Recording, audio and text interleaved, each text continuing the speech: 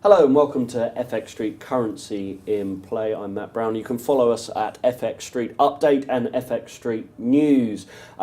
This is our daily update on the FX markets, and I'm joined today by Ryan Littlestone from ForexFlow.live. How are you today, Ryan? Very well, mate. Yourself? Very well, very well. Great to have you on the show. Let's start off with the trends. Now, looking at euro-dollar breaks to September lows on German uncertainty. This euro trade, you've been a euro bull, certainly against the dollar this year. Little bit of a breakdown. Obviously, we had the German elections at the weekend, and it's taken and will probably take a few days for the market really to digest the result for Angela Merkel there. And I think the uncertainty probably is how long it will take to actually form a coalition government. So a bit of horse trading to come. So what do you make of that? Is that a temporary blip on the euro's continued uptrend, or are we going to see it now slowly unwind? Yeah, you're right. I mean, I was looking at the figures before the election. Looking at the option volatility levels, things like that, because they give you the signals of how much the market is pricing in risk to the election, and there really wasn't much. So I wasn't expecting too much of a reaction after. But like you say, it's Merkel wasn't as strong in her victory as many hopes that she would be. These minor parties are now stepping up, and that's just sown a little bit of seed of doubt in the market's mind that they want a nice smooth transition, election, government formed, move on to the next thing. So all this coalition talk is, if it drags on, that it is weighing at the moment, it'll weigh further. We had quite a big level 1860 support level yesterday. That finally broke, and it's gone again this morning. So we're seeing a little bit of weakness, but we're also seeing it drag down on these North Korea rallies as well. So, and also, I mean, the dollar seems to have been strengthening a little bit. We've had more hawkish comments coming out. There's been quite a bit of Fed speak, and we'll look at the calendar in a minute, and we've got a lot more to come. The dollar as well seems to be in favour. The hawkish comments coming from like Dudley, and we've got Yellen speaking today as well, on the back of the Fed meeting.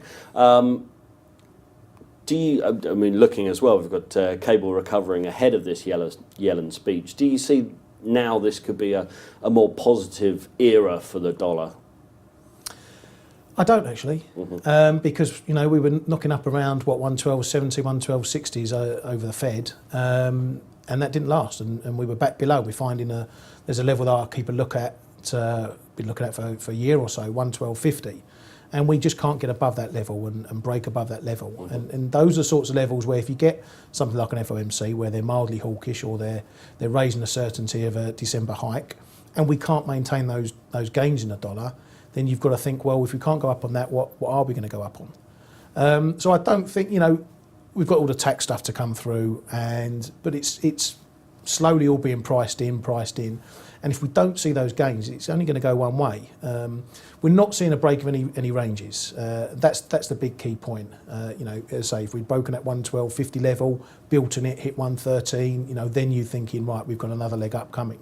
But when we don't, then we're still stuck in the range, and then you go back to trading levels. Same with the euro, same with the pound. We had a little look under sort of 134.70 yesterday, hit some lows, but here we are again back up towards it, and we're just not busting out these consolidation ranges, and until we do, then you trade in between them.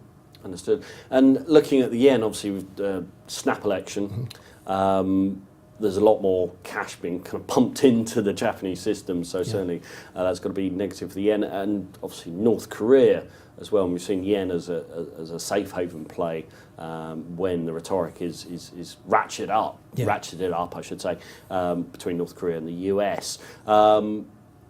Interesting. The snap election, do you think, we've seen obviously with the German elections, how elections can feed through to currency pairs.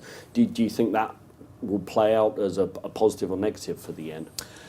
It really depends. It's a difficult one. These North Korea headlines yesterday were very strong. When you're saying that when North Korea comes out and says they're happy to take pot shots at US bombers, whether in their territory or not, that's why we saw a big, run to the yen and to the Swiss yesterday. And the market hasn't shaken it off yet, even with comments from the US overnight that, North Korea's talking rubbish, we're not at war. But we haven't seen those trades come back.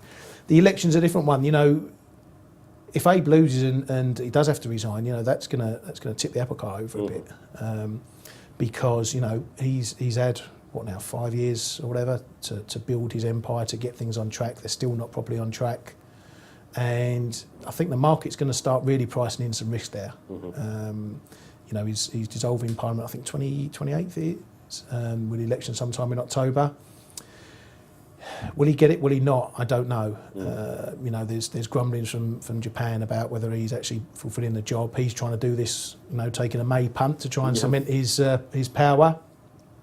You know, so I think the market is going to start pricing in risk, and you know that could work in the dollar's favour in something like dollar yen. You know, if people are getting out of yen assets. But then you know you've got the Bank of Japan who hold most of them anyway, so I doubt they're going to sell out their assets on the back of their own PM. But you never know. So it's definitely going to be one to watch. I think this is one of those events where we're going to have to watch and see how it develops, see what the market wants to do with it. You know, it's no good jumping in and saying, well, you know, yen's going to go up or yen's going to go down. We need to watch the market, see what the players are going to do, follow the trends, see if there's any breaks in the levels, and we'll get an idea of how the market's sitting. Then we can, as traders, we can align with that bias, and then we'll know which way to lean when we're trading it. Exactly. And as you mentioned, Theresa May and her, you know, she was doing well in the polls, calls an election, and well, it didn't quite work out for her. So I know he had a good poll, or some good polls on, and has called this election. So look, I mean, that leads us on to the dollar yen. If we actually look at that as a chart, and you mentioned that tight range, and we've spoken about it before, kind of being anchored around this 110 level, trading 108, 112 tops. Look, we're nearing that 112 top. Again, where do we go from here, though, potentially? At the moment, I think we go sideways. You know, this is one pair that's caught in the pool between what's happening in the yen and the safe haven flows and what's happening in the dollar, like you say. You know, if you look at something like the pound yen chart, you know, it's massively off from yesterday. You know, 200 odd pips. We've had a semblance of a bounce, but that's leading dollar yen. You know, it's yen that's running this trade at the moment. So I think, you know, the time you see a bounce in something like dollar yen is going to be if we see the yen turn around. But I say, you know, the dollar isn't looking that strong. You know, we're stuck in the same sort of 100, 200 pip range in cable. The same thing with euro dollar. You know, even the CAD is still stuck between that 123, 124 level. So we're not seeing real dollar strength. And when you think that you should be seeing something like that, and you're not, you've got to look at why aren't we? And at the moment, I think the yen is driving the bus for a lot of the markets here, and it's driving the bus for a lot of the core pairs. So, you know, trade levels, that 112.50 is a big level. We're seeing 111.50 in dollar yen this morning and yesterday. That was the support level. Ranges within ranges. You know, pick your points and trade between them. Fantastic. So let's have a look at the economic calendar. And like yesterday, where we saw a lot of Fed speak, I think that's really dominating the market. We've got Macron speaking today. We haven't got a handle on the time, but look out for that on the news wires on FX Street. Key focus, Fed, Yellen's speech. Is she still going to be hawkish is the key thing, I think. Yeah, I mean, she tends to stick to the script. So, you know, we had the FOMC not long ago, so I'm not expecting her to deviate from the types of comments she gave at that speech. But the market, again, we've spoken about this before, the market constantly wants confirmation. You know, we had it with Carney. You know, we had the strong BOE meeting, hawkish. And a couple of days later, Carney out at a speech, and he just wasn't as hawkish as he was back then. And the pound sold off on it. So the market, you know, it shouldn't really look at these things in, you know, day by day, but it will want confirmation that what she said last week is going to still stand, and she's not changing her tune at all, and she's not going to put in any little worries or anything like that. And if she does that, then, you know, we could see the dollar have a small rise just on the back of that, but I don't think it will last. It's not going to send it up 100, 200 pips unless she really comes out with a take bomb. But definitely one to watch, because if she does change a tune a little bit, or is not at all because just the market says, then the dollar's going to suffer for it. Understood. And I think the market's pricing at about 64% chance of a rate hike in December. And that will obviously move as all the Fed members are speaking. Hopefully it will move up if we see a continuation of those hawkish comments, but certainly one to look out for today. In the meantime, Ryan, thank you very much for joining us on FX Street Currency in Play. Cheers.